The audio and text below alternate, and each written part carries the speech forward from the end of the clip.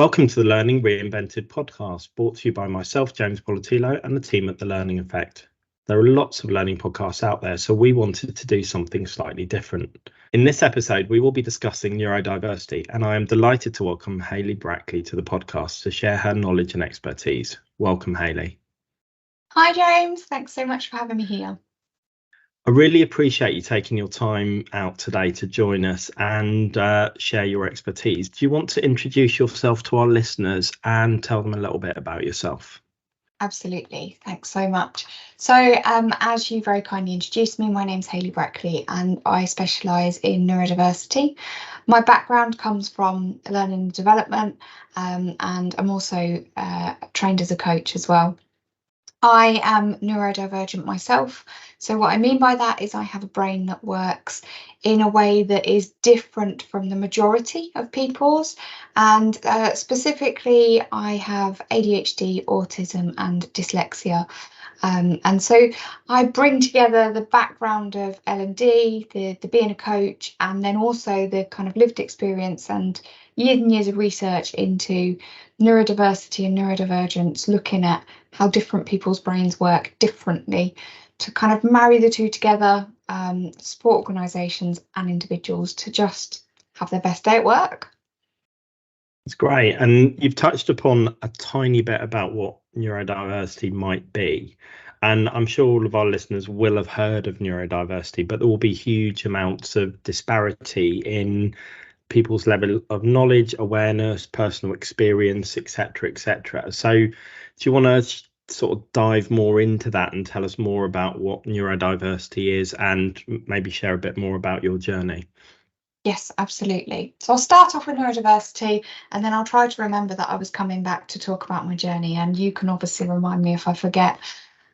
So neurodiversity as a whole is about how all of us as a group of species, as a human race, how we have brains that work in different ways. It's a fabulous term coined by a wonderful lady called Judy Singer, who is an Australian sociologist, and back in the late 90s, she came up with the term to really sum up the fact that all of us have a brain that works in a different way. And I think that's really important to remember. You know, this is not just about saying, oh, this one person works differently, so we just need to focus on that. Actually, all of us, you know, like some people like corned beef sandwiches. I'm not quite sure why, but I'm told that some people like corned beef sandwiches. Some people like bananas on toast. Some people will only have peanut butter. And that's just one way in which we are different. And we accept that about people, right? But what we sometimes don't necessarily get is the ways that we're different when it comes down to communication differences or sensory experience differences, concentration differences, even things like the way that we read, the way that we write, the way that we use our body as a whole. And all of those things contribute to this idea of just neurodiversity, the way that we all work differently. And so over the last 20 years or so, what we've seen is the neurodiversity movement. And what that's highlighted is that there is this need to be more inclusive, to understand more about neurodiversity and neurodivergence. So neurodivergence is a word that really encapsulates the sort of roughly 20% of people whose brains work in a way that is different as such, that we can categorize it under conditions or differences like ADHD, autism, dyslexia, dyspraxia, dysgraphia, dyscalculia, Tourette's, and so on. And so that's our neurodivergence. And this movement has said, do you know what, for a really long time, academia and the clinical world have owned that space. And so everything has been a deficit model. Everything's about what people can't do. And what this movement has said is, actually, let's claim that back. Let's have people with lived experience sharing stories, talking about how this works. And let's focus on the strengths. Let's not make this all about a deficit model. Let's look at what works really, really well for people.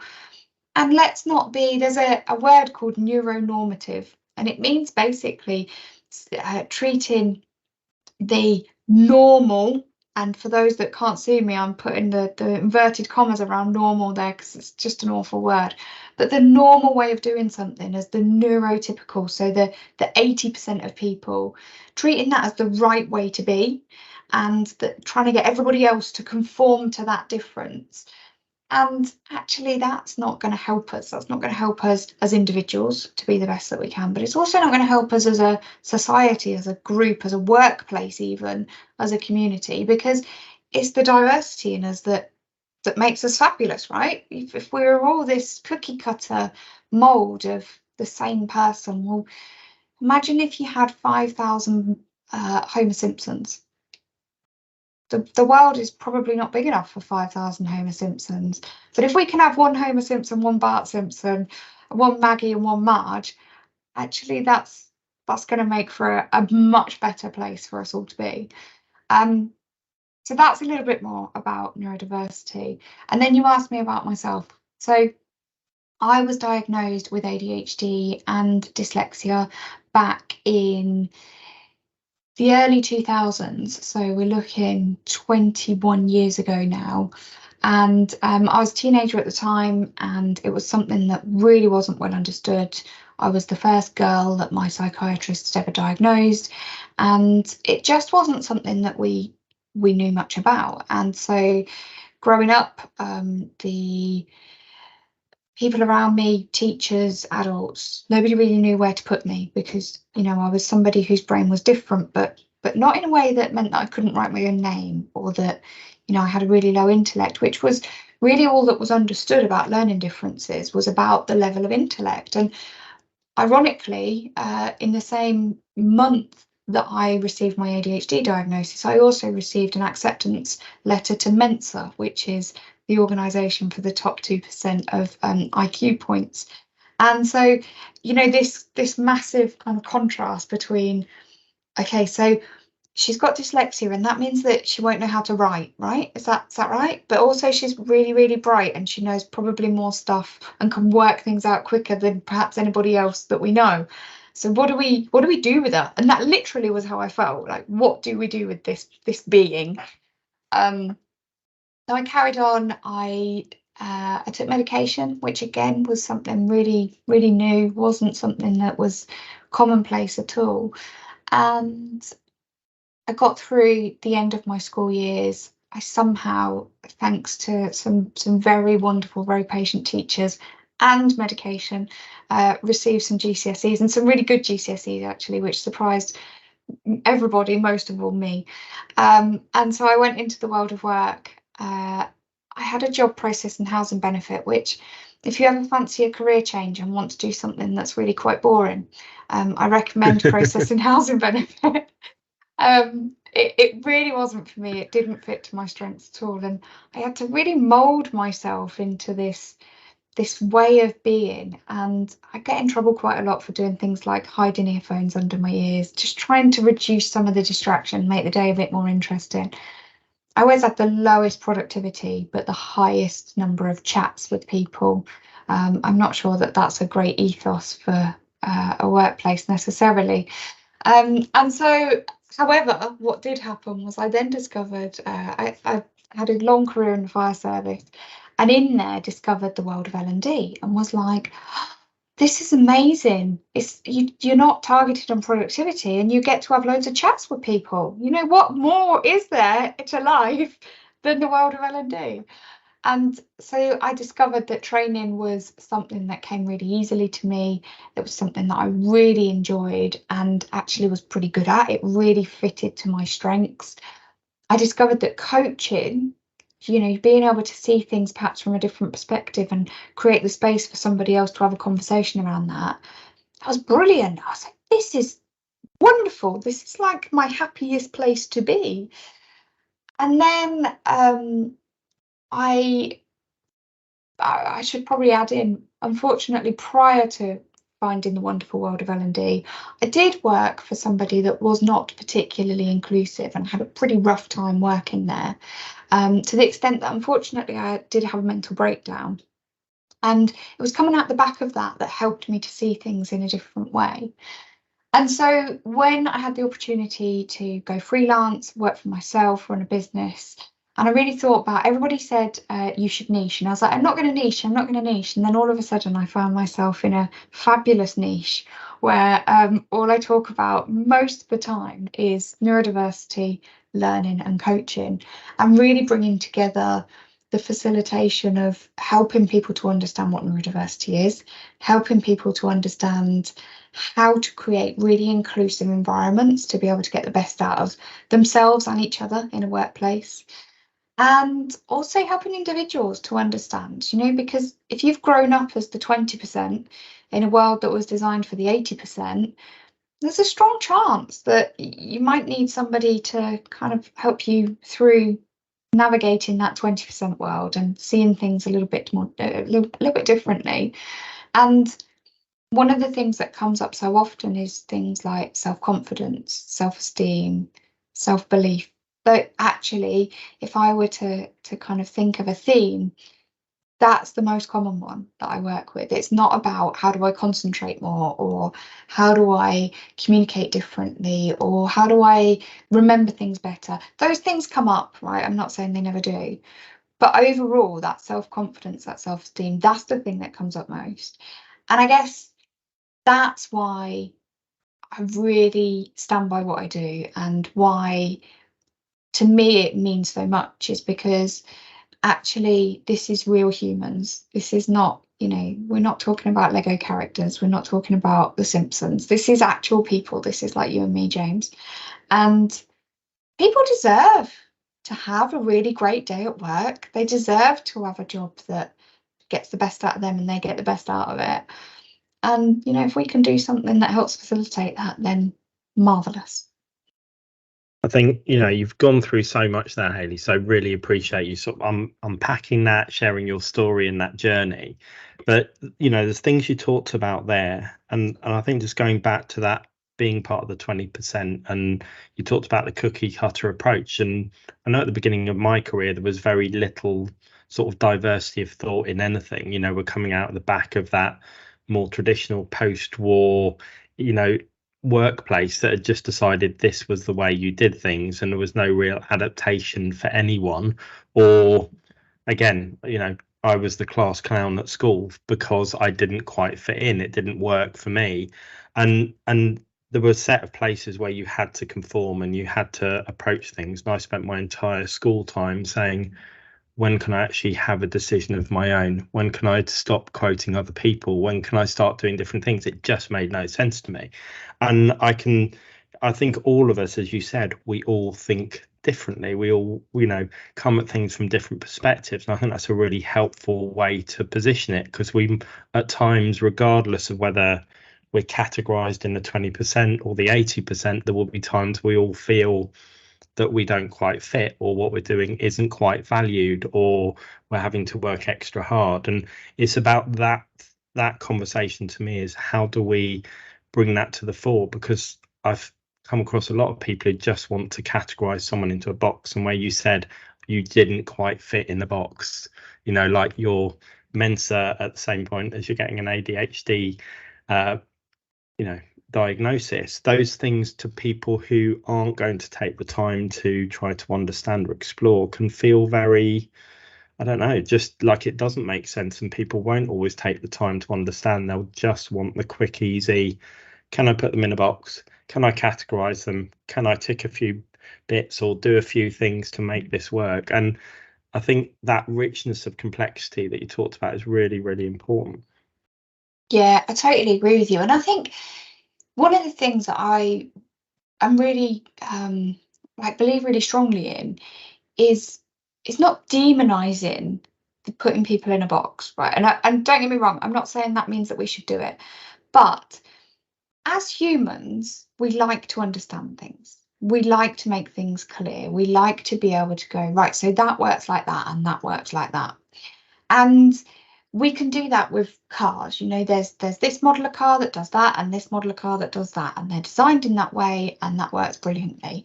And we can do it with colours. You might have seen a colour wheel, and the colour wheel says go opposite or do a little triangle to be able to work out which colours go together in perfect synchronicity.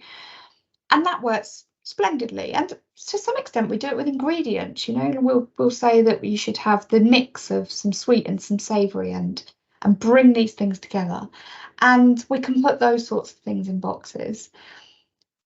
But humans, we're just not box material, unfortunately. You know, like there is that complexity. You said the richness of complexity, and you're absolutely right. It is such a rich complexity. And I think if we make people feel bad about trying to put people in boxes, we might run the risk of turning them off to the conversation. So what I want to do is make sure that nobody feels like we're making them feel bad, because that's such a normal part of human existence, to try and understand things by putting them into a box. And this is where the and comes in. And it's not going to fit into a box. Not but, and. And so it really is one of those areas where there are so many shades of not just grey, but, you know, all of the colours, so many shades of all of the colours. And that's why there's not going to be a cookie cutter approach. I'm not going to come on and I'm going to be like, James, I'm going to tell your listeners, I'm going to tell them exactly how to deliver training that's going to be perfect for somebody with ADHD. And then if they add this bit in, then that would also make it perfect for somebody that's dyslexic. It's not one of those beautiful flow charts where, you know, you answer the yes, no questions and then it tells you exactly what to do.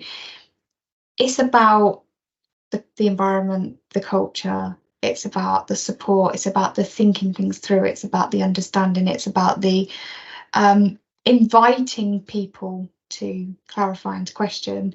And this is not just for a training environment, right? This is for life. This is for everything. It's also about my experience is not your experience. My preference is not your preference. My way of being is not your way of being.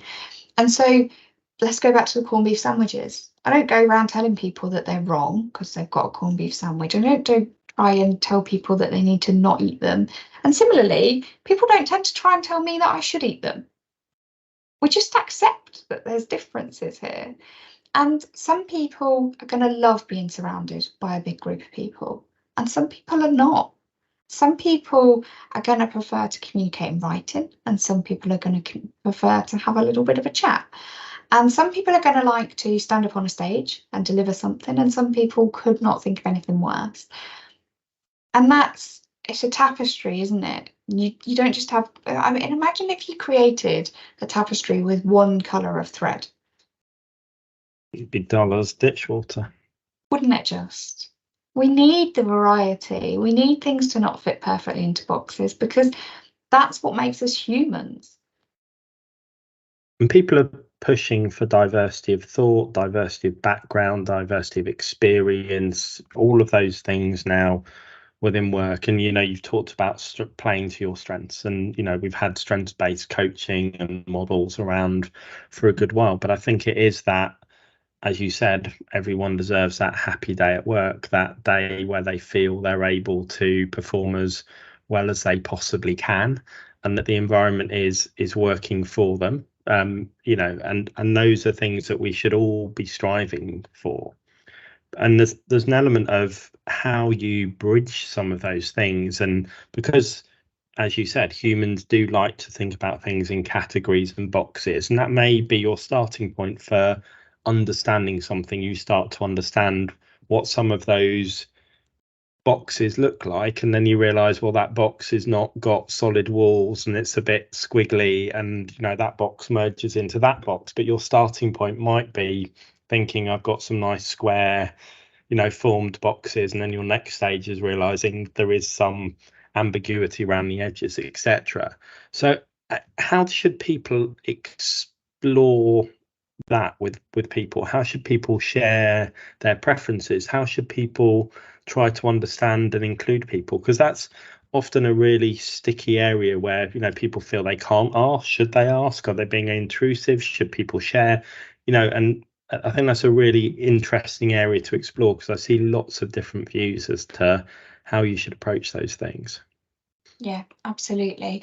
So it's like anything, you know, some people will tell you that they're on medication for something, and some people absolutely will not, and it's just the same. So what we don't want to do is go having this blanket approach of everybody should disclose like this, because it's not going to work. Now, none of us are entitled to mandate somebody else's disclosure. That's a given. I guess there's an absolute tiny caveat to that, which is if there was something where you believed that the way your brain works could create a dangerous situation, let's get into the Health and Safety at Work Act, there's probably going to be a need for you to disclose that to somebody in an appropriate manner. Other than that, and I mean, like, that's so nuanced and so sort of small. So that's my one caveat. Other than that, actually, nobody should have to make a disclosure. We can't force people, we can't mandate it. And actually, the other thing is that you're only neurotypical being that 80%. You're only neurotypical until the point that you find out that you're neurodivergent. And so if we think about that, actually, if we get too hung up on getting people to disclose and doing things in response to people disclosing, well, we miss out on those people that don't know yet. And unfortunately, the world that we're in, there's an awful lot of people that don't know yet. I read a statistic about it, which I always think is really ironic, that there's a statistic of the number of people that don't know that they're neurodivergent, because if they don't know, how have we come about a statistic? So I'm not going to share the statistics. I'm a little bit not quite so sure on that. But let me tell you, it was pretty high, and actually I can believe that. And if we think about the number of people that are now being diagnosed in their 20s, 30s, 40s, 50s, 60s, even 70s. I spoke to somebody a little while ago that was diagnosed in their 70s. We know that, that lady in her 70s, for 60 years, she didn't know. Or for 70 years, she didn't know. But for 60 years, she was old enough to maybe have some awareness of her differences and didn't know where that fitted in. So my first point is, we're not going to mandate disclosure, and we're also not going to only operate in a response manner. We don't want to make it so that, oh, well, we've got Hayley today and Hayley's told us that she has ADHD, so we must do this differently. That's not how this is going to work. What we want to do is we want to go from a point of view of, how can I help you to have your best day at work? Or if we're in a learning environment, how can I help you to have your best day in training? And as facilitators, in a learning environment, letting people know I'm here to help you have the best day. If there's anything I can do that's going to help that, then that's absolutely what I'll do. The flip side is, if we want to disclose to people, then knowing that not everybody's going to have full understanding.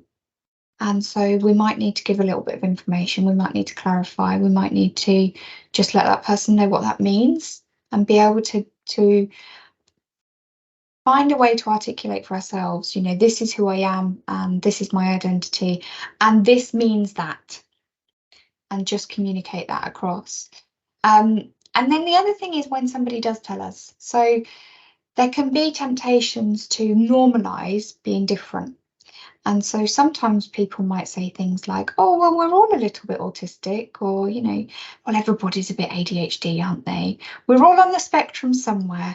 Other really helpful things like that, which I've never heard anybody say with any malice. However, what it does do is it really diminishes the challenges that a person's had in being neurodivergent. But it's also kind of saying, like, oh, don't worry, we all make mistakes sometimes. It's that same angle of thinking of it, the same attitude towards it, where actually it's not a mistake. Like, it's not a bad thing. It's just, this is who I am. So avoid doing the kind of like, don't worry, that's normal narrative. The other thing is, as much as it's tricky, try to avoid the, oh yes, well, my brother's uncle's friend's cousin also has that, and they like to do this, because if you've met one autistic person, you've met one autistic person. Let it be about the person that's having the conversation with you, and thank them. I think that's one of the really important things. Like, thanks so much for sharing this with me. It's really helpful. I really appreciate you taking that time to do so. And then co-create where do we go from here? So now that I know this, is there anything that I can do differently? Is there any, in us working together on this, what could we do? What that's going to be better for you? Those kinds of questions. And, just be a nice human. Great strategy. I think there's some real parallels to all sort of difference there and how we handle those in the workplace, whether that's cultural difference, whether that's, neurodivergence, whatever it happens to be. But there is this, I'm not going to say typically English, but in some way it feels like there's a politeness that goes there that's almost sits behind some of those things you're saying, and the behaviors that aren't come from malice. They come from, I'm slightly uncomfortable, but I'm going to try and be polite, and I'm going to try and say, as you're in that case of, well, my mother's brother's friends, whatever, that's trying to say, well, you're not the first person I've met. It's not scary. That's where that comes from in people. So there's no malice, as you said, behind it, but there's almost an awkwardness, and it's not being able to be comfortable to have that conversation or explore it in a way that doesn't feel too intrusive or too awkward. And I think everyone will make mistakes in all situations of picking the wrong word or choosing the wrong. And if people get too hung up on that as well, sometimes it puts the barriers back up that I'm not going to talk or engage, or I'm not even going to react. You see the people who just go, you told me something, I'm not going to react to that because I have no idea how I'm going to react. So I think there's lots of things that people will face when we're talking about any difference that, I've seen some weird behaviors, and I think that comes from personal awkwardness and the things within inside that person, and trying to break down those barriers with awareness and all sorts of things potentially help. I want to move on now to look at how you support organisations and learning teams. Do you want to share with the listeners a little bit about the work you do? Yeah, thanks. So I work in a number of ways. Most commonly, I come into an organisation and I support raising awareness, because I think that's the most important place to start. If we don't know about something, we're going to be more awkward about it. We're going to be less accepting. We're going to be less inclusive. Whereas if we've got a bit more of an understanding, actually, that's going to go a bit better. And so I very much encourage that we don't do the kind of let's train our managers on how to manage neurodivergent staff. But there's a few issues with that. The first one is, what if your managers are neurodivergent? How's that fitting into the scope? The second one is, say we've got Bob, and Bob doesn't like to communicate verbally. Bob prefers to communicate in writing. Bob is working with Grace. Grace is the opposite. Grace really likes to communicate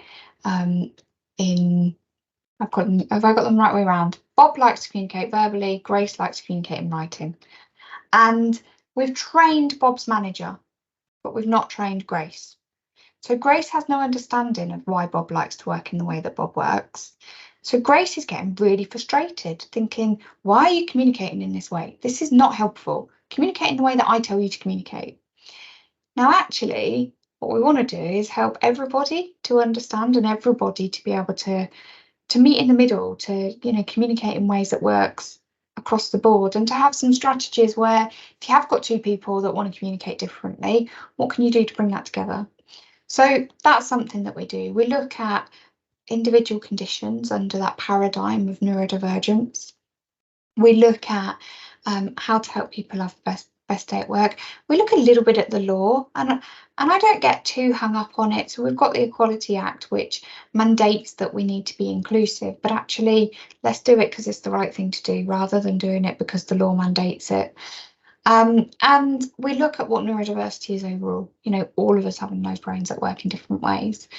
So that would be a base starting point. Then looking at upskilling people to have conversations. If this is something, like you said, if this is something that you're shying away from, that's not going to help. So how do we help you to have these conversations with a bit more confidence, with a more solution focus to them, to do that co-creating? In terms of learning teams, this is something that I love getting involved in, and it's fantastic. So recently I've been working with an organisation who have a team of operational trainers, and what they wanted to do is make sure that their training is as inclusive as it can be.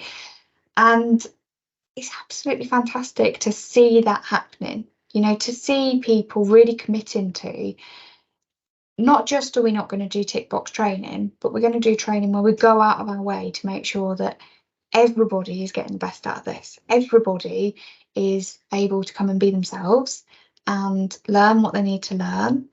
And I just think it's great because, and maybe it shouldn't be great, maybe it should be the norm, but I don't think it is the norm, and I don't think it has been the norm. And I guess that's why it feels so great, because it is a shift, it is something new. And just thinking about the cultures that we create in our learning environments, thinking about the physical environment as well. Today we're in, for those that aren't listening immediately, we're in the middle of a heat wave, and the heat does really weird things to people. It dysregulates them in everybody, but even more so in those that are neurodivergent. And that's just one example, thinking about the temperature of a physical training environment. Thinking about things like your PowerPoint slides. Have you made them really beautiful with all swirly writing that actually perhaps 10% of your audience population can't understand? Or have you made them pragmatically useful and aesthetically pleasing? Because they can be both. We can avoid the swirls, we can avoid the serifs, the little extra bits that tag onto letters, and we can have nice clear writing. We can have great contrast between the background and the front of the writing. We can have alternative formats for people. We can have some notes that people can take away if they're going to struggle to write the notes in the session. All of these things are just things that are going to help people to get the best out of that training. I think you touched upon there, expecting, you're saying it's great, but it should really be a standard. It should be commonplace. It should be the things that everyone has access to and that we're considering become just part of the delivery we do in learning development, or any type of comms or publishing or any of those things that we're doing. But as you said, I don't think it is. From my experience, it's very patchy. I also think there's not a lot of understanding of what good looks like. So I think there's not great examples out there. And I say that beyond this part of learning. I think there is a huge gap in terms of what good learning looks like. People are in their own bubbles and see and experience what they see, but actually seeing good practice across the industry, I think there's a huge gap. We go in and see in organizations all sorts of different practice, and people have no view as to what's really going on out in other organizations. So I think an ability for us to more openly share and set a standard, or put up what we're doing, and people contribute or comment in a collaborative way to help us improve, because I think that's missing from our industry, and certainly from this space as well, because I don't think there is really that best practice that we're all driving up. I think there's pockets of good practice you come across, and that's because there's probably someone very passionate or an organization. It doesn't tend to be that level playing field or norm that is what we're trying to do. Yeah, I totally agree with you. And I used to deliver the what used to be called Petals. It's now the Level 3 award in education and training. And in that, it always interested me some of the ways that we're training people to train, and things like VARC. So for those that aren't familiar with VARC, you've got visual, auditory, read, write, and kinesthetic. And the idea is that we'll all have a preference for the way that we learn. Now, if you Google VARC or learning styles, you'll see that it's been debunked many times over. And it's the rigidity, I think, that comes with that, the teaching of learning styles, the teaching of VARC, that we should teach people to learn in a way that like the idea behind it, I love. Let's teach people in a way that suits them. But the idea behind, well, this person is an auditory learner, so we can only talk to them. Like, don't show them anything ever. We can only talk to this person or give them something to listen to. And this person's a visual learner, so, don't talk to them, just give them a picture. Don't give them any words, even just a picture or a video. And you think about that as a basis, it's not a bad starting point, thinking about how can we have a multi-sensory learning environment. How can we make it so that we are covering different things? But it's just that rigidity. I remember another thing saying, I was teaching about classroom layouts, and you had to have a classroom layout that was the right thing for the type of training that you're doing. So it taught that a U shape was for this kind of training, whereas lines were for, you know, having people in rows was for this kind of training. And again, it's that kind of very fixed, this is how we will lay out a classroom, where actually, do you know, there might be some people in there that really like a U shape because they can see everybody. Sometimes there might be people who quite like to just be sat a little bit tucked out the way, a little bit up the corner, and find it a bit awkward to be sat in a U shape, because actually you end up, if the room's not quite big enough, you end up not being able to see the screen properly. Or I did some training recently where I kind of had to keep running backwards and forwards so that I wasn't blocking the screen for the people in this U shape. And I think it's the idea again that there is this black and white way in which we should train. You know, co-creating ground rules. Now that's absolutely great, co-creating ground rules, if you've got a bunch of people in your room who want to come up with suggestions right at the beginning of the session and talk out loud about the things that are going to help them and the things that aren't. But actually, if you've just got one really loud person in that room that's happy to share, you haven't really co-created ground rules, have you? You've co-created it with one person, but not the group. And so perhaps the best practice is not going to be this nice utopian, do this, then do this. But the best practice is going to be consider this, think about this, bring this into it, invite people to share what helps them to learn. You know, I don't need to declare that I have ADHD to be able to tell you that I learn by talking things through. I learn by saying things out loud, and that I struggle to learn by listening for a long time. I can just say that, and that's okay. And maybe that's the shift that we need, is more around the social inclusive environment, you know, the cultural environment, not just physical environment, and just inviting people to be them in whatever way that feels right for them. Yeah, going back to the point when you're talking about VARC, I just it reminds me of the whole, we were talking about the boxes and the rigidity, and that humans aren't rigid and don't fit into boxes. And it comes back to, you know, you get this whole sort of polarized conversation of learning styles are complete rubbish. But as you said, they might have been debunked, but as a starting point for that sort of, you know, squidginess and the fact that everything doesn't sit in boxes, that having that ability to start. And there's the whole evidence-based practice piece that applies to learning. And there's part of me that just goes, it can't be evidence-based practice because we're not all the same.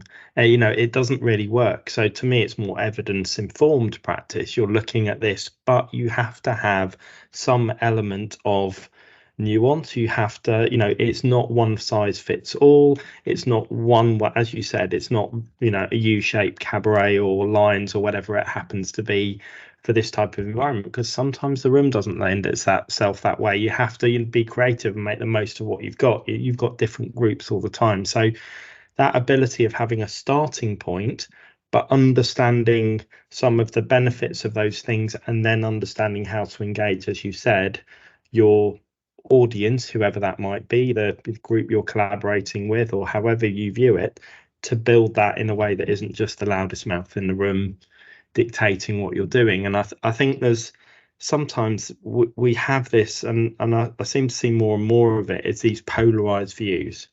And I don't think polarized views really help us to understand that most of the world is grey or any of those other colours we were talking about earlier.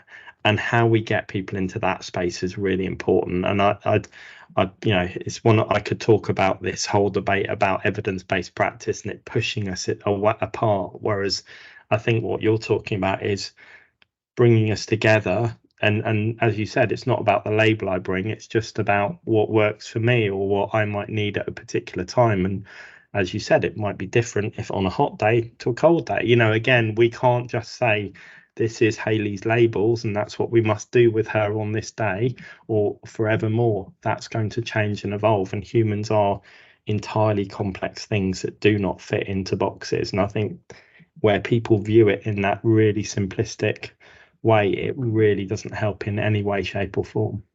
No, I think you're right. And I think one of the things that we've not even touched on today is things like virtual learning experiences and e-learning and learning in the moment and those kinds of things as well. And I think I remember when we very first went into lockdown and everything turned to virtual, there was so much of trainers talking about how to make learners get their cameras on. You know, because we want to have, if we've got 20 people on a call, we want to have 20 cameras on, because how can somebody learn if their camera's not on? You wouldn't sit at home with a paper bag over your face, would you? Sorry, you wouldn't sit in a classroom with a paper bag over your face. So why are you sitting at home with the camera off? And actually, you know, for many people, having the camera on is a really distracting element to that learning. It's going to actively stop them getting the best out of their day. So again, just that openness to my experience is not your experience. And just because, so for me, the majority of the time having my camera on is a really good thing. It helps me to stay focused. It helps me to, gives me a bit of accountability. It stops me wandering off, you know, like it's a helpful thing for me to have that camera on.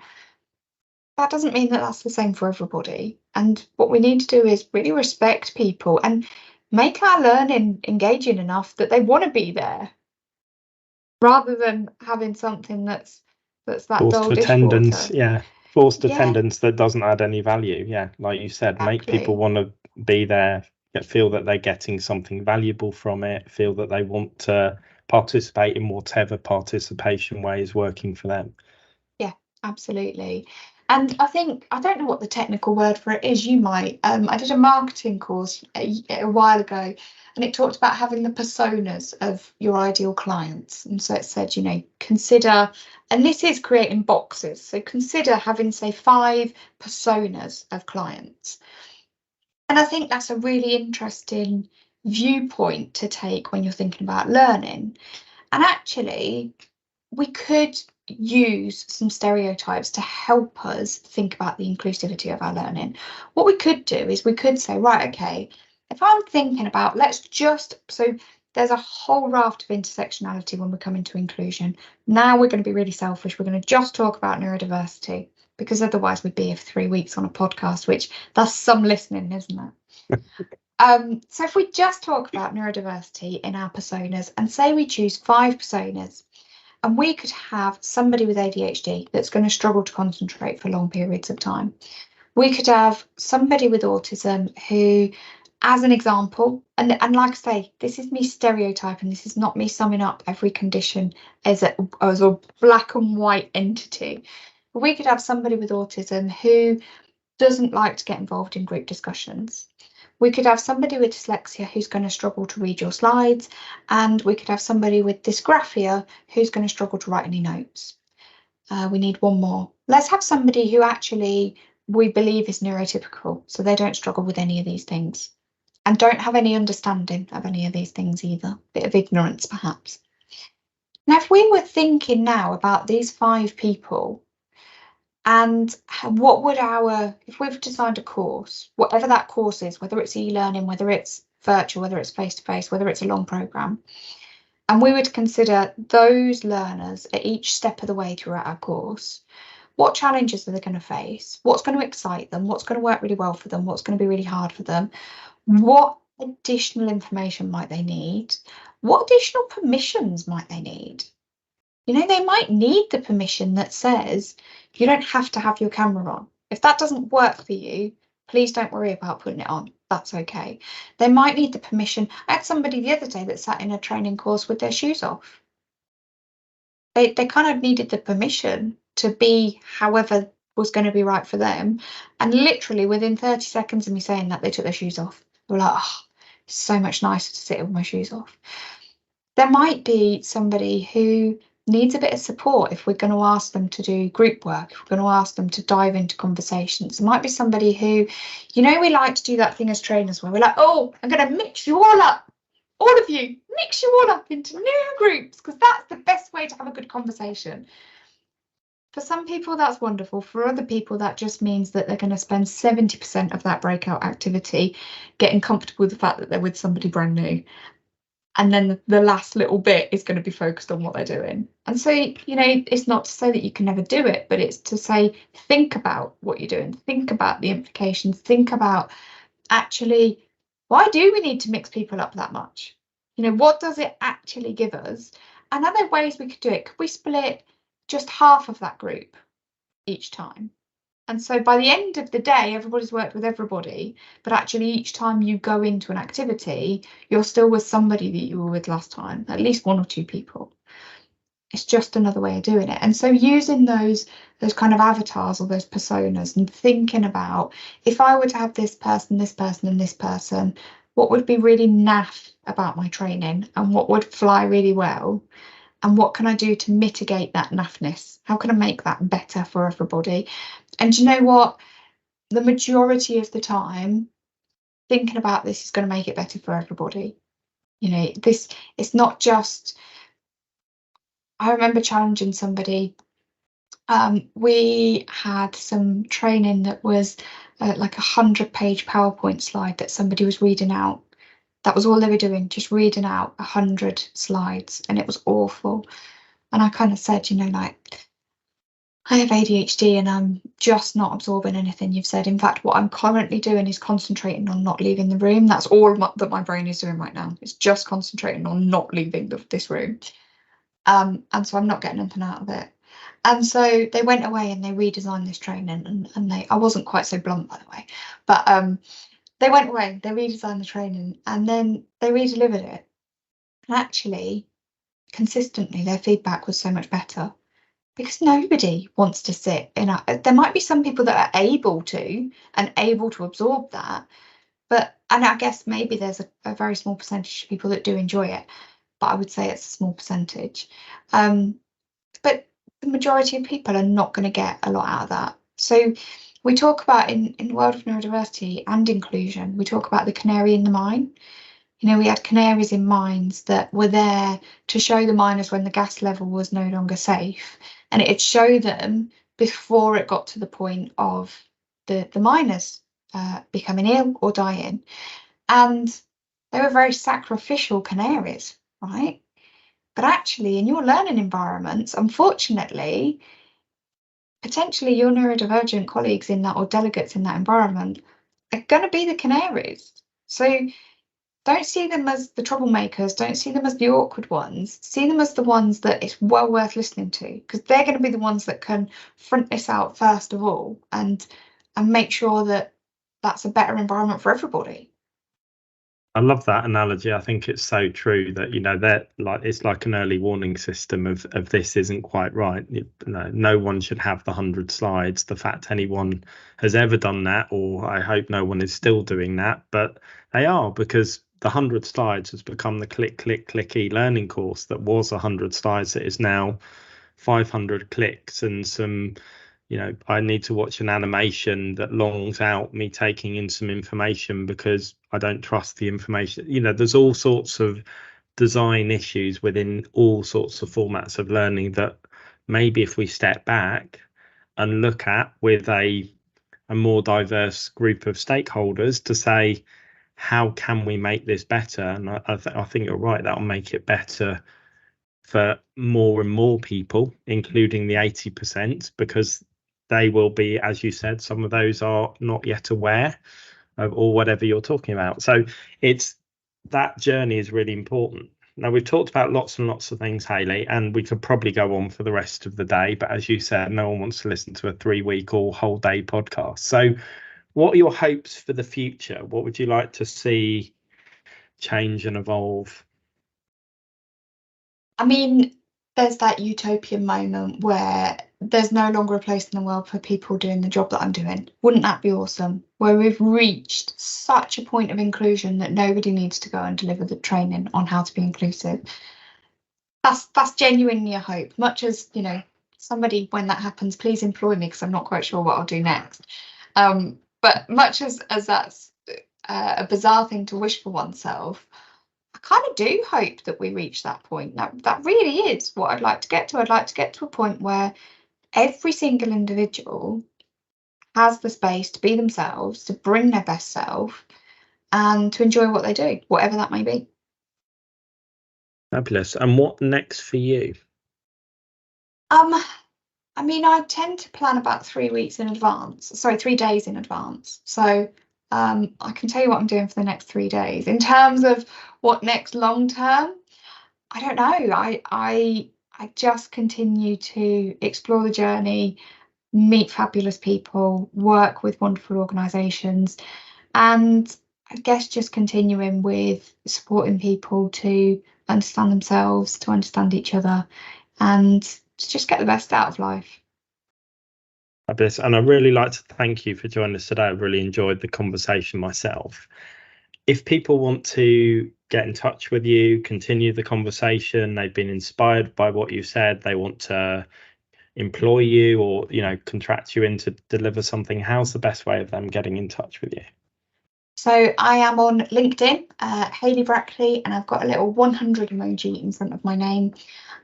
You can find me there. You can also have a look at my website, which is www.greatmindsdon't.co.uk. And that's my company name, which is Great Minds Don't Always Think Alike. Because how long have we been told that they do? And actually, I'd like to debunk that. Or you can pop me an email, Hayley, Hayley, @greatmindsdon't.co.uk. That's fabulous. And we'll make sure all of those links are in the show notes below. Hayley, thank you for joining us today. Thanks so much, James. Thank you for listening to this episode of the Learning Reinvented podcast. We hope you enjoyed it. If you've not already done so, please follow our podcast. And if the learning effect can help you and your organisation, please do get in touch. You can find both James and Katie on LinkedIn, and our contact details are in the show notes below.